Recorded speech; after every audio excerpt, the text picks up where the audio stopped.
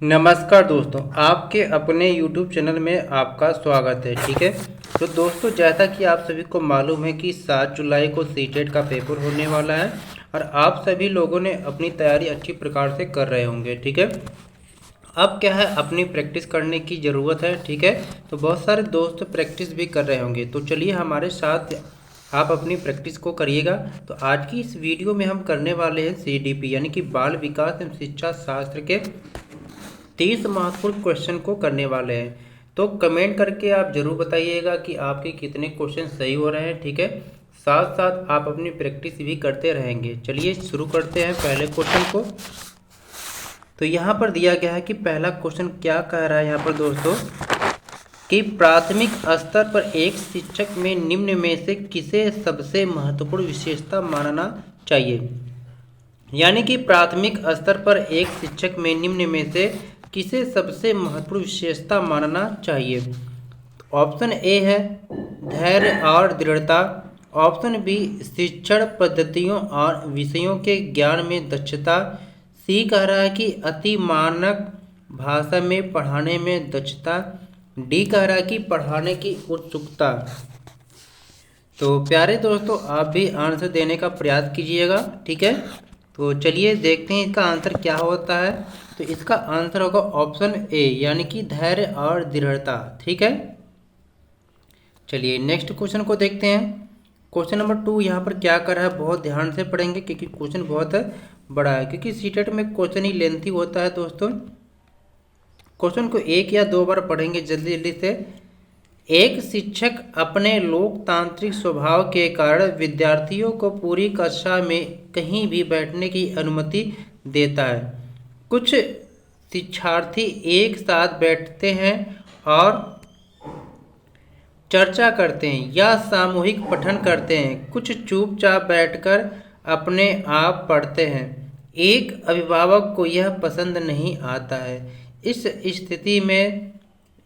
स्थिति से निपटने का निम्न में से कौन सा तरीका सबसे बेहतर हो सकता है। चलिए इसके ऑप्शन को देखते हैं। ठीक है, ऑप्शन ए कह रहा है कि अभिभावकों को प्रधानाचार्य से अनुरोध करना चाहिए कि वे उनके बच्चे का अनुभाग बदल दे यानी कि सेक्शन चेंज कर दे। ठीक है, बी कह रहा है कि अभिभावकों को शिक्षक पर विश्वास व्यक्त करना चाहिए और शिक्षक के साथ समस्या पर चर्चा करनी चाहिए। सी कहा जा रहा है कि अभिभावकों को उस विद्यालय से अपने बच्चे को निकाल लेना चाहिए। ऑप्शन डी कह रहा है यहाँ पर अभिभावकों को प्रधानाचार्य से शिक्षक की शिकायत करनी चाहिए। तो प्यारे दोस्तों, इसका आंसर आपने दे दिया होगा। तो चलिए देखते हैं कि इसका आंसर यहाँ पर क्या होने वाला है। तो प्यारे दोस्तों, इसका आंसर बहुत ही सटीक जो हो रहा है ऑप्शन बी हो रहा है। क्यों, इसमें कहा जा रहा है कि अभिभावकों को शिक्षक पर विश्वास व्यक्त करना चाहिए, क्योंकि जो भी शिक्षक कर रहे हैं उन पर विश्वास करना चाहिए कि कहीं न कहीं उससे क्या है कि बच्चों का लाभ ही होगा। ठीक है, चलिए चलते हैं अगले क्वेश्चन की तरफ। तो प्यारे दोस्तों, आप भी आंसर देने का प्रयास करिएगा। वीडियो के लास्ट में आप जरूर बताइएगा कि आपकी इसमें कितने क्वेश्चन हो रहे हैं। अगर आपकी तैयारी बहुत अच्छी है तो 30 में से अगर 25 से प्लस आप आंसर करके आ रहे हैं तो आपकी तैयारी बहुत अच्छी है। ठीक है, चलिए क्वेश्चन नंबर 3 यहाँ पर है कि वह अवस्था जब बच्चा तार्किक रूप से वस्तुओं व घटनाओं के विषय में चिंतन प्रारंभ करता है। यानी आपसे वह अवस्था पूछा जा रहा है जब बच्चा तार्किक रूप से वस्तुओं व घटनाओं के विषय में चिंतन प्रारंभ करता है। ठीक है, ऑप्शन ए कहा जा रहा है कि औपचारिक संक्रियात्मक अवस्था। बी है पूर्व संक्रियात्मक अवस्था। सी कहा जा रहा है कि मूर्त संक्रियात्मक अवस्था। डी कहा रहा जा संवेदी प्रेरक अवस्था। तो प्यारे दोस्तों, क्वेश्चन नंबर जो 3 है इसका जो राइट आंसर हो जाएगा ऑप्शन सी मूर्त संक्रियात्मक अवस्था। ठीक है, चलिए क्वेश्चन नंबर नेक्स्ट को चलते हैं। क्वेश्चन नंबर 4 यहाँ पर कहा जा रहा है कि मन का मानचित्रण संबंधित है, यानी मन का मानचित्रण संबंधित है। ऑप्शन ए है साहसिक कार्यों की क्रिया योजना से। बी कह रहा है कि मन का चित्र बनाने से।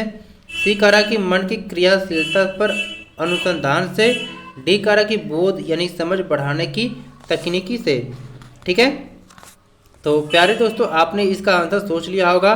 तो चलिए देखते हैं इसके आंसर क्या होने वाले हैं। तो इसका आंसर जो राइट होगा ऑप्शन सी हो जाएगा, मन की क्रियाशीलता पर अनुसंधान से। ठीक है, चलिए क्वेश्चन नंबर 5 को देखते हैं।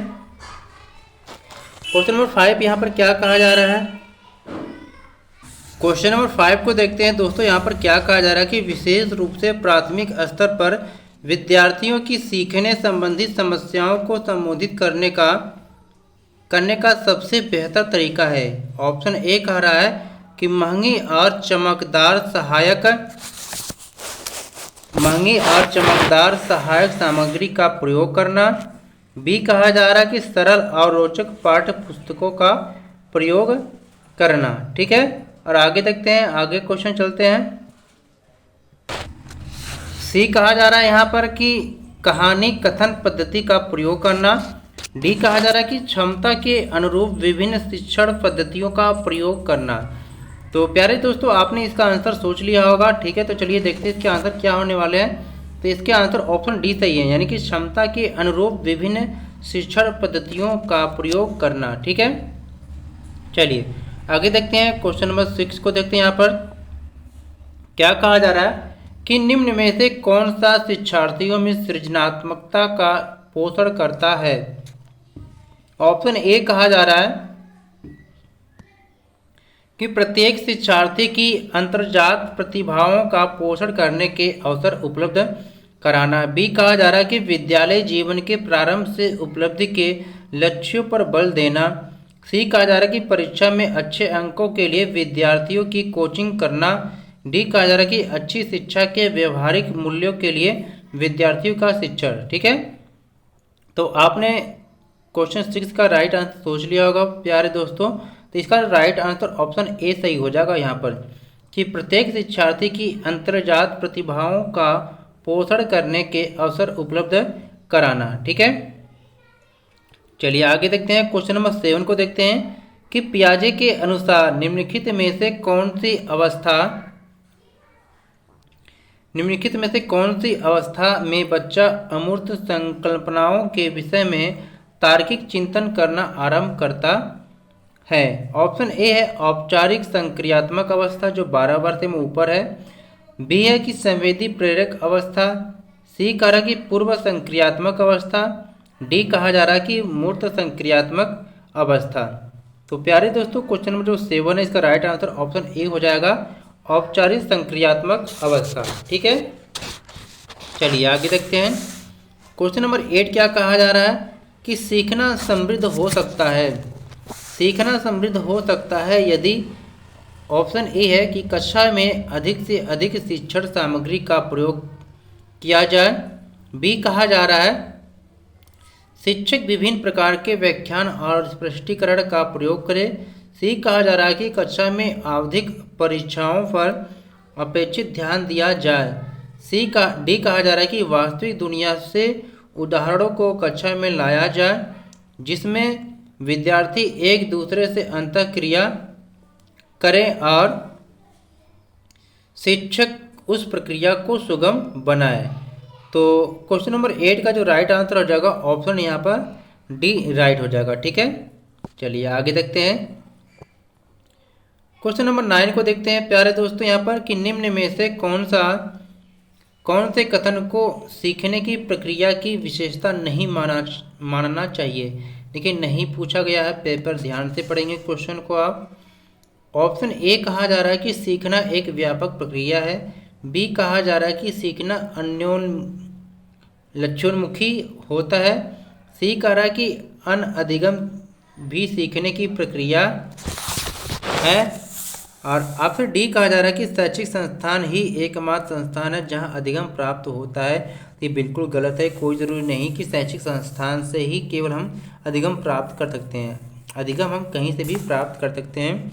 तो आपसे जो यहाँ पर कौन सा नहीं है वो पूछा है, इसलिए ऑप्शन डी यहाँ पर राइट हो जाएगा। ठीक है, चलिए क्वेश्चन नंबर 10 को देखते हैं। यहाँ पर क्या कहा जा रहा है कि 5वीं कक्षा के दृष्टिबाधित विद्यार्थी के माता पिता और मित्रों द्वारा उसे दैनिक कार्यों को करने में सहायता की जानी चाहिए। बी कहा जा रहा है के साथ कक्षा में सामान्य रूप से व्यवहार किया जाना चाहिए और श्रव्य सीडी के माध्यम से सहायता उपलब्ध कराई जानी चाहिए। तो प्यारे दोस्तों, इसका जो राइट आंसर हो जाएगा ऑप्शन बी हो जाएगा, ठीक है ना। इसका राइट आंसर ऑप्शन बी है। चलिए आगे देखते हैं। बाकी के ऑप्शन यहाँ पर देख लेंगे, सी और डी, ठीक है। चलिए आगे देखते हैं क्वेश्चन नंबर 11 को।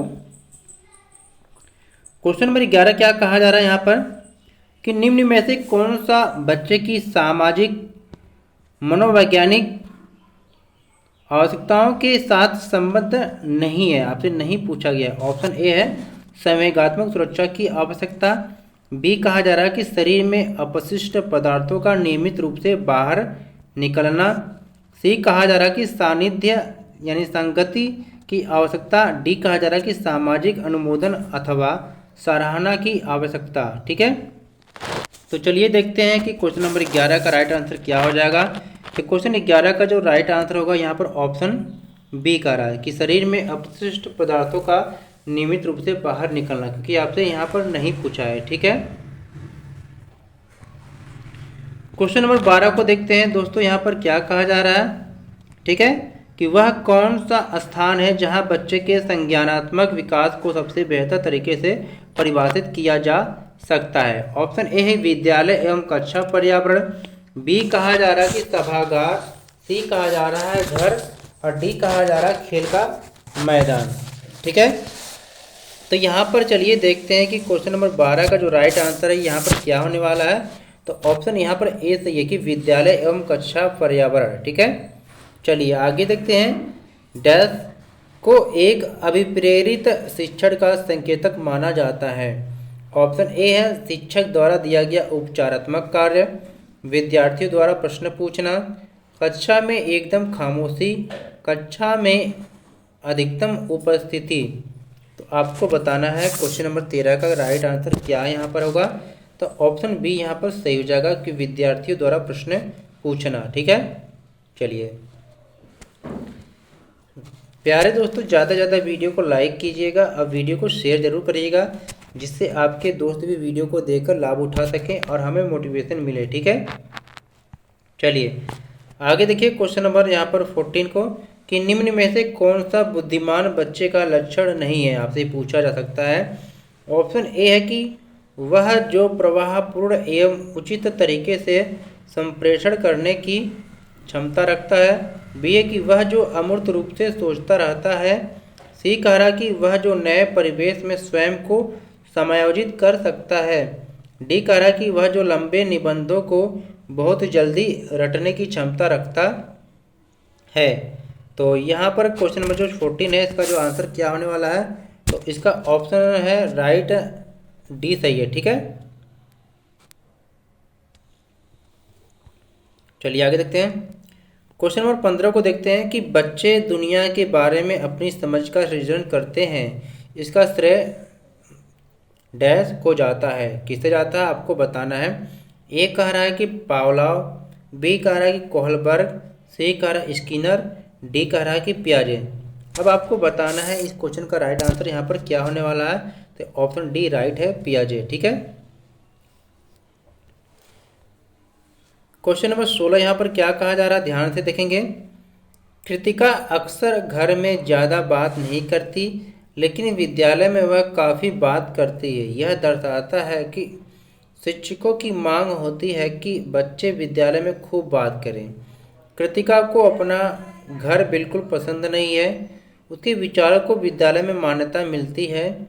सी कहा जा रहा है कि विद्यालय हर समय बच्चों को खूब बात करने का अवसर देता है। इन चारों में से बिल्कुल सटीक जो आंसर हो रहा है ऑप्शन सी हो रहा है कि कृतिका की बातों को, उसके विचारों को विद्यालय में मान्यता मिलती है, जिसके कारण कृतिका है विद्यालय में खुलकर बातें करती है, ठीक है, अपने विचारों को रखती है।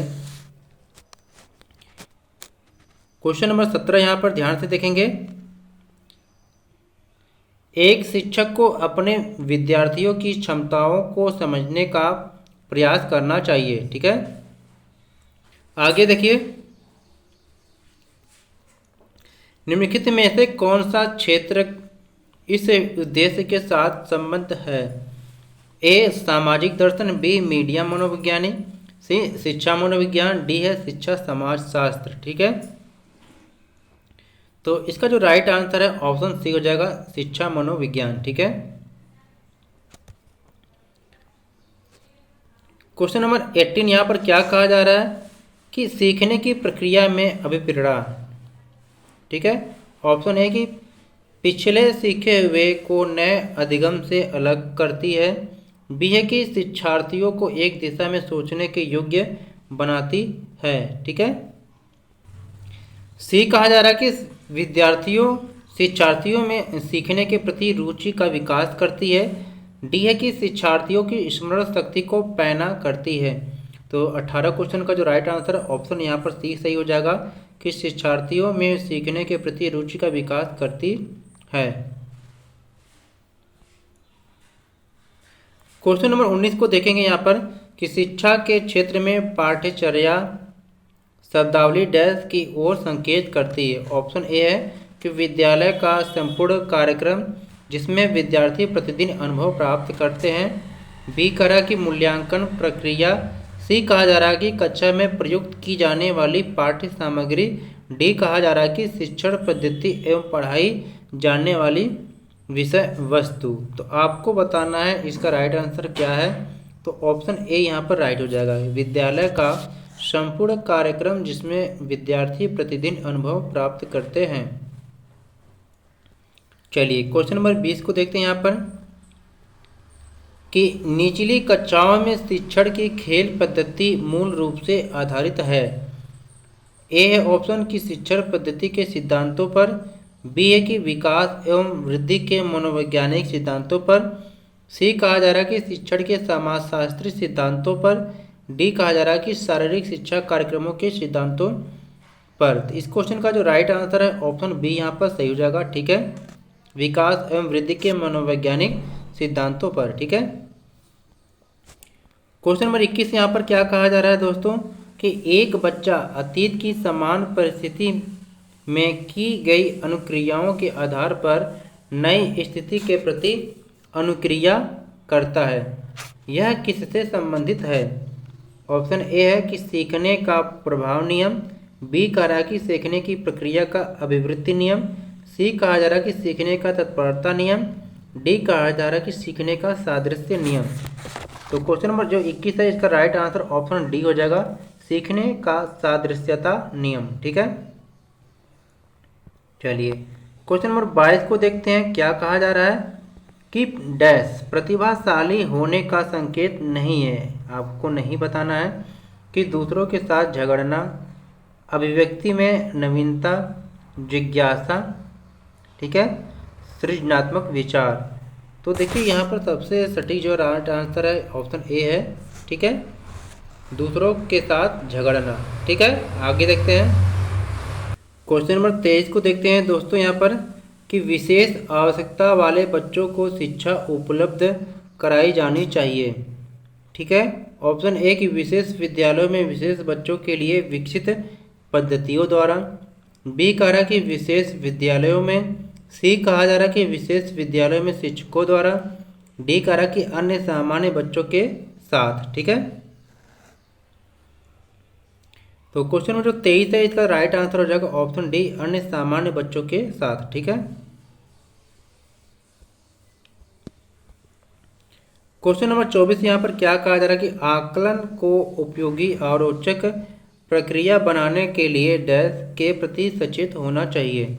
ऑप्शन ए है विद्यार्थियों को बुद्धिमान या औसत शिक्षार्थियों की उपाधि देना, बी है कि शैक्षिक और सह शैक्षिक क्षेत्रों में विद्यार्थी के सीखने के बारे में जानकारी प्राप्त करने के लिए विविध तरीकों को प्रयोग करना, सी कह रहा कि प्रतिपुष्टि फीडबैक देने के लिए तकनीकी भाषा का प्रयोग करना। ठीक है, डी कह रहा कि अलग अलग विद्यार्थियों में तुलना करना। तो यहाँ पर क्वेश्चन नंबर जो 24 है इसका राइट आंसर हो जाएगा ऑप्शन बी सही हो जाएगा, शैक्षिक और सह शैक्षिक क्षेत्रों में विद्यार्थी के सीखने के बारे में जानकारी प्राप्त करने के लिए विविध तरीकों को प्रयोग करना। ठीक है, क्वेश्चन 25 को देखते हैं यहाँ पर क्या है कि डिसलेक्सिया। देखिए जो अधिगम के जो विकार हैं, ठीक है, अधिगम संबंधी जो विकार है, इनमें से एक क्वेश्चन आपको देखने को जरूर मिलता है। तो डिसलेक्सिया किससे संबंधित है आपसे पूछा जा रहा है। गणितीय विकास, पठन विकार, व्यवहार संबंधी विकार, मानसिक विकास। तो क्वेश्चन 25 का जो राइट आंसर हो जाएगा ऑप्शन बी यहाँ पर सही हो जाएगा, ठीक है, पठन विकार। चलिए आगे देखते हैं। क्वेश्चन नंबर 26 यहाँ पर है कि बच्चों को सीखने की प्रक्रिया में माता पिता को डैश भूमिका निभानी चाहिए। अग्रोन्मुखी, सहानुभूतिपूर्ण, तटस्थ, नकारात्मक। तो यहाँ पर जो इसका राइट आंसर जो हो जाएगा ऑप्शन ए हो जाएगा, अग्रोन्मुखी, ठीक है। क्वेश्चन नंबर 27 यहाँ पर है, क्या कहा जा रहा है, ध्यान से देखेंगे कि विकास कभी न समाप्त होने वाली प्रक्रिया है, यह विचार किससे संबंधित है।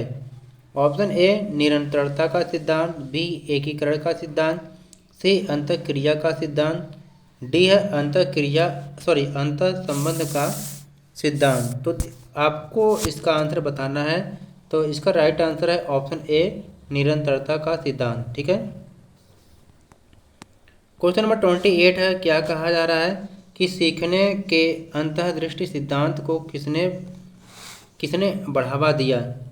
ए है पावलोव, बी जीन पियाजे, सी वाइगोत्स्की, डी गेस्टाल्ट सिद्धांतवादी, ठीक है। तो क्वेश्चन नंबर 28 है, इसका राइट आंसर क्या है, ऑप्शन डी है, गेस्टाल्ट सिद्धांतवादी, ठीक है। 29 क्वेश्चन यहाँ पर क्या कहा जा रहा है कि निम्नलिखित में से किस अवस्था में बच्चे अपने समवयस्क समूह के सक्रिय सदस्य हो जाते हैं। ए प्रौढ़ावस्था, पूर्व बाल्यावस्था, बाल्यावस्था, किशोरावस्था, ठीक है। तो आपको बताना है कि बच्चे कब समवयस्क समूह के सक्रिय सदस्य हो जाते हैं। तो ये हो जाते हैं किशोरावस्था में हो जाते हैं, ठीक है। ऑप्शन डी राइट है। चलिए आगे देखते हैं क्वेश्चन नंबर 30 को, कि बच्चों के बौद्धिक विकास की 4 विशिष्ट अवस्थाओं की पहचान की गई है। ये किसने कहा है, एरिस्टन द्वारा, स्किनर द्वारा, पियाजे द्वारा, कोहलबर्ग द्वारा। आपको बताना है इसका राइट आंसर यहाँ पर क्या होने वाला है, ठीक है। तो यह जो पहचान की गई है ये जीन पियाजे के द्वारा की गई है। तो प्यारे दोस्तों, यहाँ पर हमने टेट में CDP यानी कि बाल विकास के लिए हमने 30 क्वेश्चन की प्रैक्टिस सेट को कंप्लीट किया है। तो कमेंट करके ज़रूर बताइए कि 30 में से आपके कितने सही हैं, आपकी तैयारी कैसी है। तो ऐसे ही डेली क्या एक नए नए क्वेश्चन को हम लेकर लाएंगे, जिससे आप अपनी प्रैक्टिस को करते रहिएगा। प्लीज़ वीडियो को लाइक, शेयर और चैनल को सब्सक्राइब कर लीजिएगा अपने पेपर में सफलता के लिए। थैंक फॉर वॉचिंग दोस्तों।